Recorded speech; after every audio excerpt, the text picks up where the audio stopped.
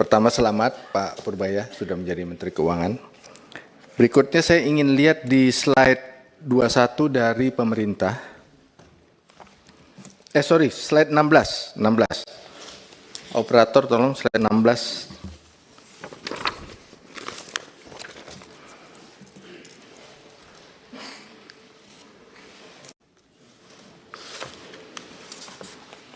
Ya, dari slide 16 ini, kalau kita sandingkan dengan Undang-Undang Keuangan Negara, khususnya pasal 8, itu di sini ada dua tugas yang tidak disebutkan di sini.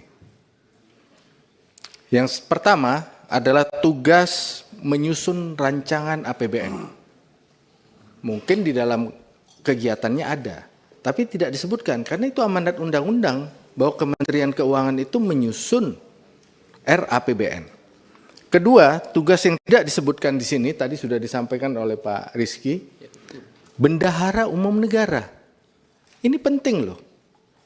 Bendahara Umum Negara tahun 2026 itu mengelola 1.638 triliun, 48% dari APBN.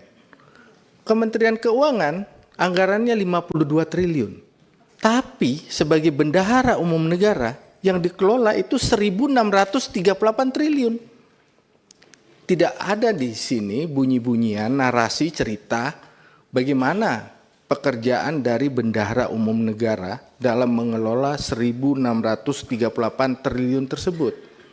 Itu enggak ada tuh. Apa ukuran KPI-nya Pak Purbaya mengelola 1.638 triliun itu apa?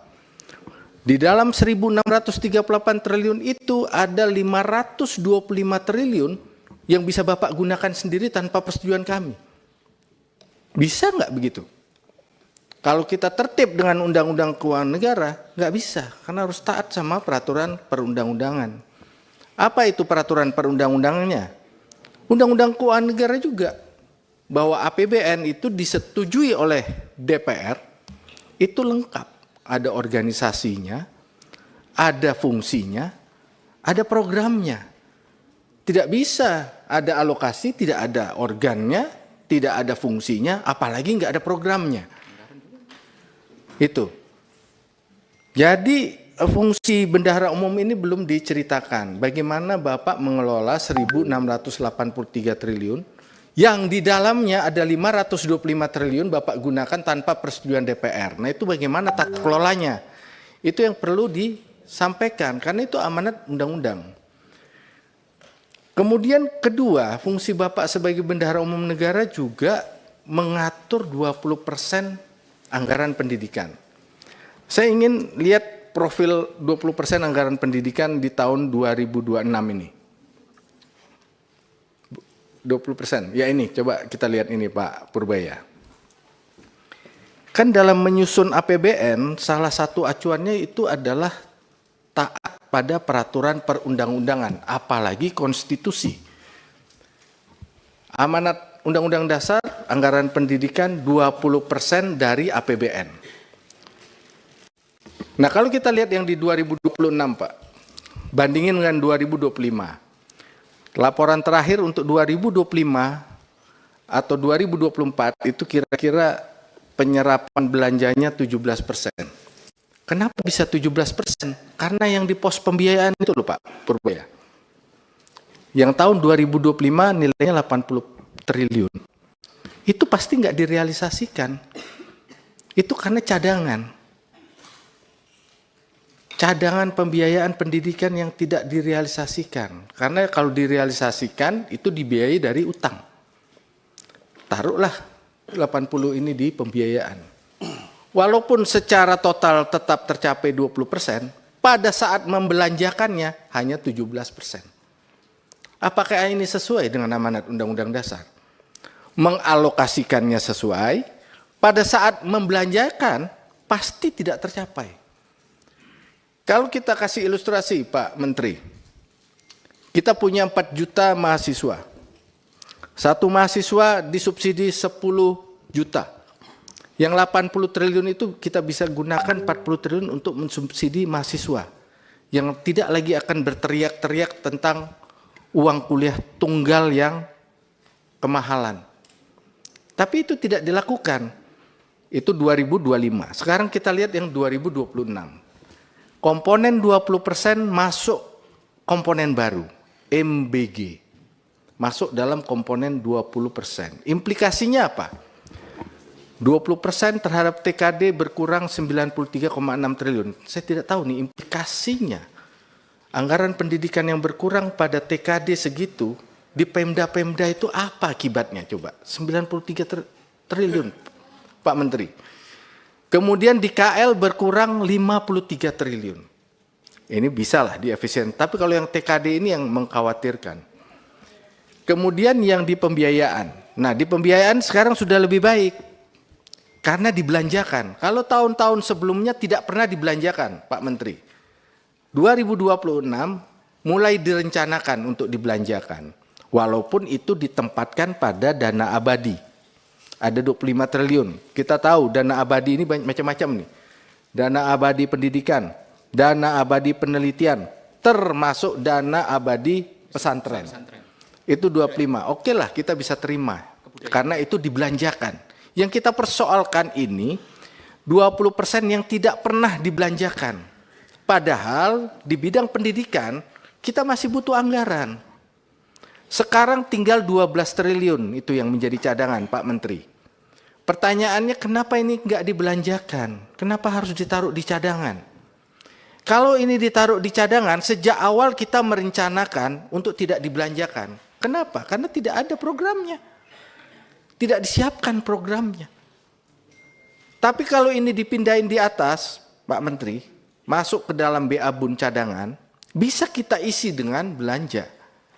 Kementerian terkait untuk mengusulkan apa implikasi dari postur 20% yang seperti sekarang. Misalnya KL berkurang 53, TKD berkurang 93.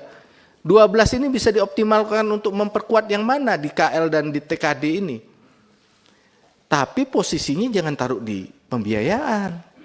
Pindahin dulu dia ke atas, ke BA Bun. Dari BA Bun pindahin 12 ke sini. Apa yang bisa dipindahin dari BA Bun ke sini? Dana tanggap darurat bencana. Dana resiko fiskal. Bisa dipindah. Jadi kita tidak merubah postur, tapi kita merubah peruntukannya. Dan memastikan 20% anggaran pendidikan pasti dibelanjakan. Bukan seperti selama ini. Tidak pernah dibelanjakan yang 80 triliun. Selama ini selalu dicadangkan 80. Baru tahun ini yang agak mengecil. Mungkin karena sering diingatkan, akhirnya Kementerian Keuangan juga merespon. Terima kasih kalau itu maksudnya, merespon. Bisa juga karena MBG sudah masuk, mau nggak mau. Jadi mengecil barang itu. Kalau MBG nggak ada, mungkin jangan-jangan pembiayaan akan tetap besar. Nah, kita ingin bahwa pada saat nanti realisasi, memang belanja itu memang dibelanjakan Pak untuk 20% pendidikan. Bukan hanya alokasi 20%, pada saat belanja tidak. Jadi semacam akal-akalan. Kita nggak mau lagi sekarang ada akal-akalan seperti itu. Paham kan Pak Menteri maksudnya ya? Paham kan Pak Menteri? Jadi jangan hanya soal kita mengalokasikan 20%.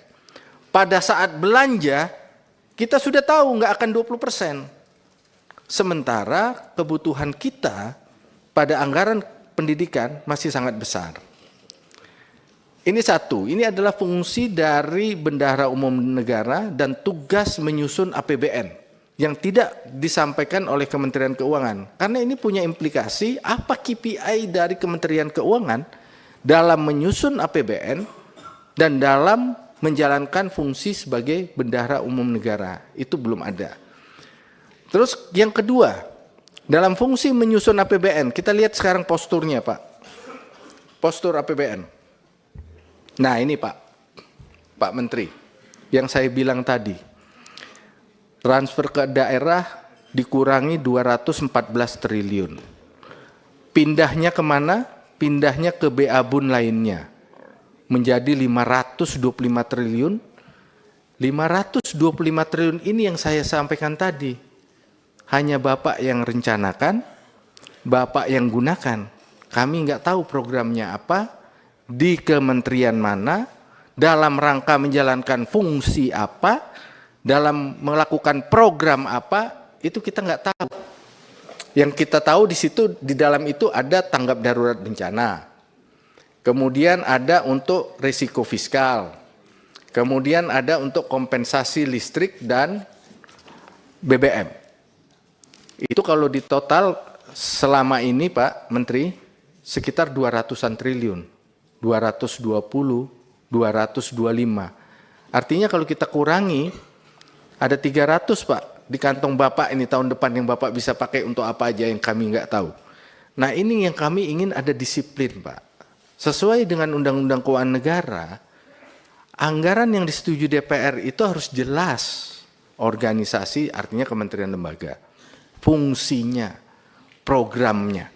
Itu harus jelas. Kalau nggak jelas bagaimana kita ini? Masa kita kasih ke Bapak 300 triliun nih silakan Bapak gunakan. Kami aja menyampaikan aspirasi 50 miliar untuk program daerah Pak. Nggak tahu kita mau taruh di mana itu Pak. Sementara Bapak punya di kantong Bapak ada 300 triliun. Kami mau mengusulkan perbaikan jalan 5 miliar aja nggak tahu mau taruh di mana ini Pak. Jadi dalam tugas Kementerian Keuangan sebagaimana diamanatkan di Undang-Undang, Pak Menteri, Bendahara Umum Negara dan menyusun APBN, ini tolong disertakan KPI-nya. Kalau melihat ini, kami nggak happy dengan KPI Kementerian Keuangan menyusun anggaran seperti ini. Slide berikutnya mengenai transfer ke daerah. Ini juga sangat penting. Bahwa di dalam menyusun APBN kan kita harus taat sama undang-undang Pak Menteri. Setuju ya Pak Menteri? Setuju. Kenapa dana bagi hasil pada APBN tahun 2026 hanya dialokasikan 50%? Di HKPD itu tidak begitu bunyinya. Sesuai 1 tahun anggaran T-1. Kenapa ini dialokasikan 50%? Sehingga dana bagi hasil ini adalah dana bagi hasil terendah sepanjang sejarah juga nih tahun 2026. Kalau ini jadi dilaksanakan. Jadi mohon Kementerian Keuangan yang menjadi leading sektor dalam menyusun APBN, pertama kali harus taat sama undang-undang. Kalau Kementerian Keuangan saja sudah membelok-belokkan undang-undang yang harus dijalankan, bagaimana dengan kementerian yang lain? Kemudian yang ketiga, slide 21 dari pemerintah. Dari Pak Menteri, slide 21.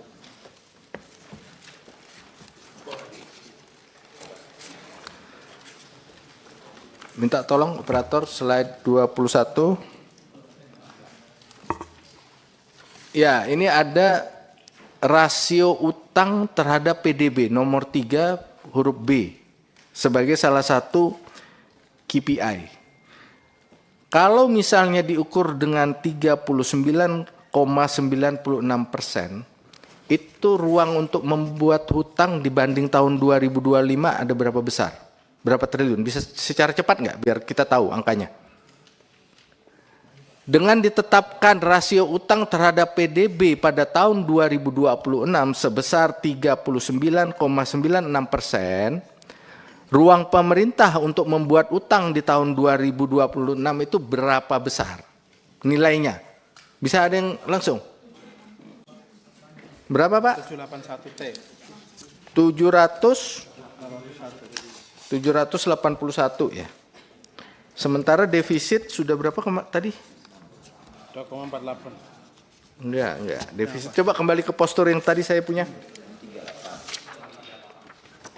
Enggak, Pak. Coba postur. Lihat postur. Berarti di tahun 2006 maksimal membuat utang 781. Coba dibesarin itu defisit di itu. Sudah berapa itu? Itu 781. Berarti inline ya, Pak Minto? Pembiayaan utang. Jadi kalau nanti lebih dari 781, pemerintah akan datang lagi ke DPR untuk minta persetujuan artinya kan? Karena tadi KPI Kementerian Keuangan kan 39,9. 39,9 ruang untuk membuat defisit kalau kita hitung 781 triliun. Berarti ini sudah digunakan secara maksimal. Kan begitu? Jadi kalau nanti menerbitkan utang di atas 781 triliun, datang lagi ke Komisi 11. Kan begitu, Pak? Betul, Pak Menteri? Betul? Nah, makanya saya tanya tadi maksimalnya berapa, kan proyeksi PDB-nya juga proyeksi Pak ini Anggito. Iya kan itu kan berjalan memang, paham saya. Cuman kan kalau kita nilai dengan, kan ini semua proyeksi, kita menilai dari proyeksi. PDB 2026 berapa proyeksi? Dengan begitu 39,96% PDB-nya berapa? Tadi disebut 781, berarti pemerintah telah menggunakan secara maksimum pembiayaan utang pada tahun 2026 sesuai target. Jadi kalau nanti melebihi dari 781, Pak Menteri harus merubah KPI yang sudah dijanjikan kepada kami, kan gitu. Betul Pak Menteri? Bisa langsung interaktif Pak Ketua? Gimana Pak Menteri? Silakan Pak. Ya seperti itu, atau Anda kurangi nilai kinerja kami. Gimana Pak? Kinerjanya yang berubah. Ya, enggak, saya mau nanya. Capai, tapi basically akan seperti itu, Pak. Ya, jadi kalau melebihi dari 781, Bapak datang ke kami untuk mengkoreksi KPI yang Bapak sudah sampaikan tadi. Begitu ya Pak? Bukan mengkoreksi, KPI-nya nggak tercapai, Pak. Harus tercapai, kalau tercapai berarti ini harus tetap 781. Oh, enggak. Nanti kita koreksi internal. Artinya Betul. KPI-nya nggak tercapai.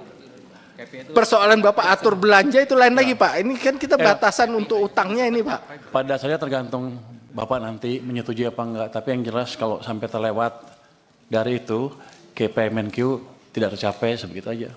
Tapi tentang kebijakannya apa, dampaknya ke perekonomian, nanti tergantung diskusi kita seperti apa. Mau dibawa kemana ekonominya.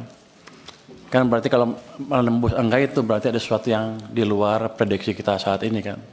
Jadi nanti saya akan datang ke Bapak untuk menentukan langkah bersama seperti apa untuk kebaikan negara. Oke, saya hanya mengkonfirmasi itu aja Pak. Ruang untuk membuat utang tahun depan berapa? Ternyata terkonfirmasi 781. Dan itu adalah menjadi salah satu KPI dari Kementerian Keuangan. Itu kan? Ya. Ya itu aja Pak Ketua. Terima kasih. Pak Hanif. Cukup Pak. Dolfi.